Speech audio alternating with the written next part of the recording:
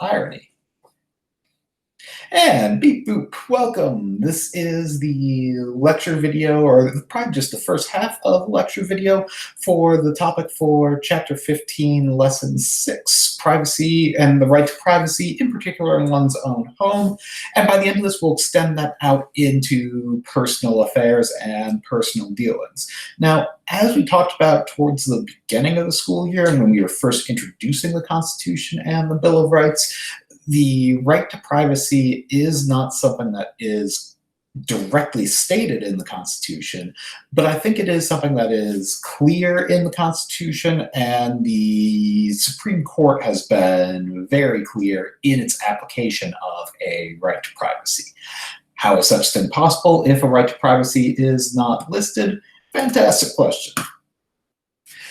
Privacy is not listed in the Bill of Rights, but as we've been over multiple times this year, it is interpreted as being an inherent part of the Constitution if you look at the spirit of the document.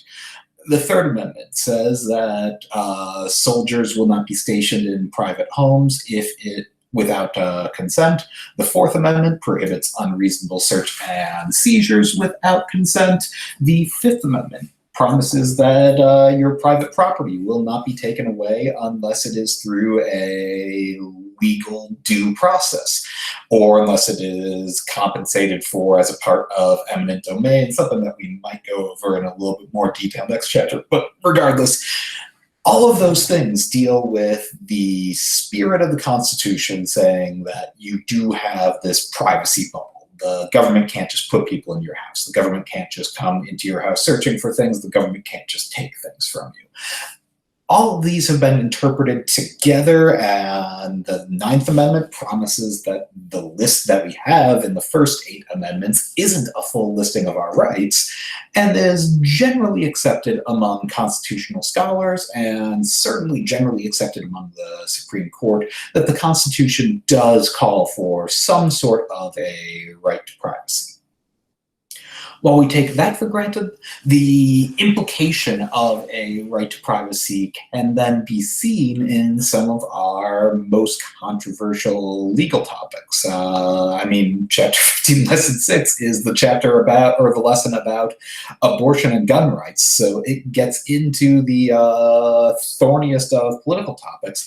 But with both of those, at its heart is this fundamental concept of, even if it's not expressly written in the Constitution calls for some sort of a right to privacy.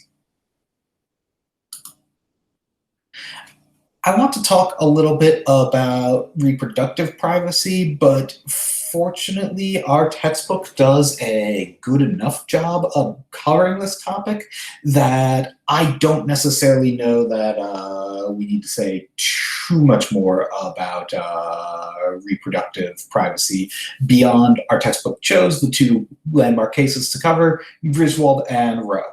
By the way, I'm seeing some slightly perturbed faces at going through slides quickly. The slides are linked to on campus if you want to go back and see something later, or if you want to append those to your notes. Our textbook does include as one of the earliest right to privacy cases, and certainly one of the landmark ones in dealing with this concept of reproductive privacy, the Griswold case. And in 1965, Connecticut had what amounted to a statewide wholesale ban on forms of birth control and forms of contraception. The Supreme Court ruled, and rightly so, that this type of a ban, a wholesale ban not only on the sale of something like that within one's district or within one's jurisdiction, within one's state, but the ownership of it in your own home as a way of trying to dictate the morals and behaviors of people within your district and making sure you don't have, loose folks on birth control is seen as an invasion of individuals' privacies by the government.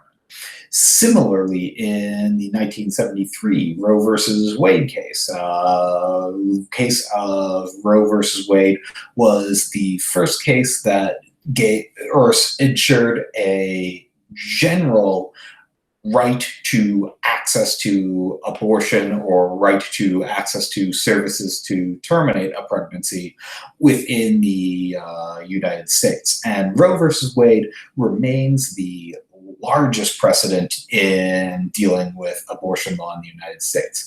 It's worth noting, as our textbook does a good job of fleshing out, and if you have to go back anywhere to take a look at what the impact of the Roe versus Wade decision is, I would go to our textbook's pretty strong and fair summary. I think that is a good way of addressing it in a couple of paragraphs. But what the holding was in Roe versus Wade is that is not necessarily a universal right to abortion or a rule. It was a ruling that states cannot prohibit abortion during the first trimester of a pregnancy. States can create other types of regulations. States can create laws around the medical procedure that is abortion, but those laws cannot include outright saying this practice is illegal in the first trimester. There have been many, many abortion cases and many abortion laws since then. It is a constantly shifting field within American politics, but Roe versus Wade remains the gold standard of effectively states cannot just wholesale say that their policy is you can't have an abortion. There is not a nationalized policy on this, but states are allowed to make their own policies, but the policy cannot be none of it's illegal. There have been rulings since then on other things that states cannot do. The one that I reference here that's not directly referenced by the textbook is the precedent set in Stenberg versus Carhart in the year 2000, which says, and states, if they do choose to put some sort of a limit after that, that limit cannot or must include exceptions for when the potential mother's life is in danger. And that's really how abortion has been legislated in the United States, not through national policy and not through court decisions saying this is what states should permit and not permit, but through court decisions saying states are allowed to do what they want, but here is a type of restriction that they cannot put into place. Our textbook does a good job of providing the very recent example then of Texas law, and the Texas law requiring for any facility that performs the medical procedure to have hospital admitting privileges, which was a law that, while on the face of it is designed to make the procedure safer, one of the effects of it was to effectively shut down or prohibit any number of existing facilities from performing it.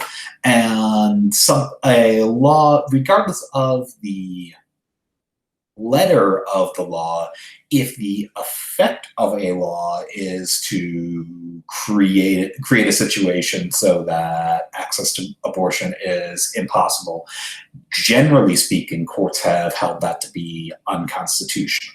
Not always, and it is not certain that any of these will always be the case. It's not certain that this is how the courts will always interpret it, but this is generally what courts have viewed.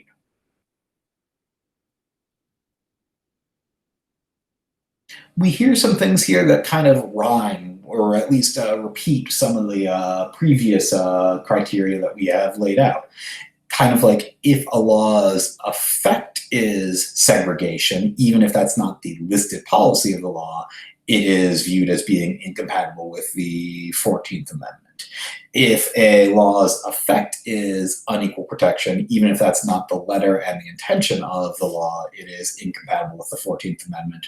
Well, here, if a law's effect is to ultimately restrict one's access to a medical procedure, it is seen as being incompatible with the implied right to privacy in the Constitution.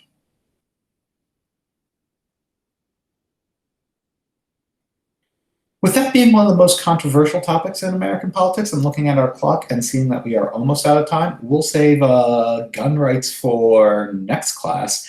But it's interesting to look at reproductive privacy and gun rights privacy as having something in common, and that something in common being the question of a right to privacy, and to what extent do things that are not directly listed in the Constitution apply. The Second Amendment obviously does directly reference guns and arms in the Constitution, but there are elements that aren't listed in there, such as what does this mean for ownership within the home? What does this mean for how I'm allowed to keep my gun? What does this mean for where I'm allowed to bring my property? These are questions that are not directly addressed in the text of the Constitution, and we'll talk about how some of the similar logic goes into how courts tend to view that. But that will be a Tuesday story. Y'all, I'm going to go ahead and stop the recording. I'll stick around for any questions that we might have. Again, these slides are available to us on campus, as will be this lecture video by tomorrow morning. And in just a little bit, please make sure that you're going to community homeroom so that you are hearing speeches from your potential student government representatives. We'll start off by stopping the recording. Bye, Internet.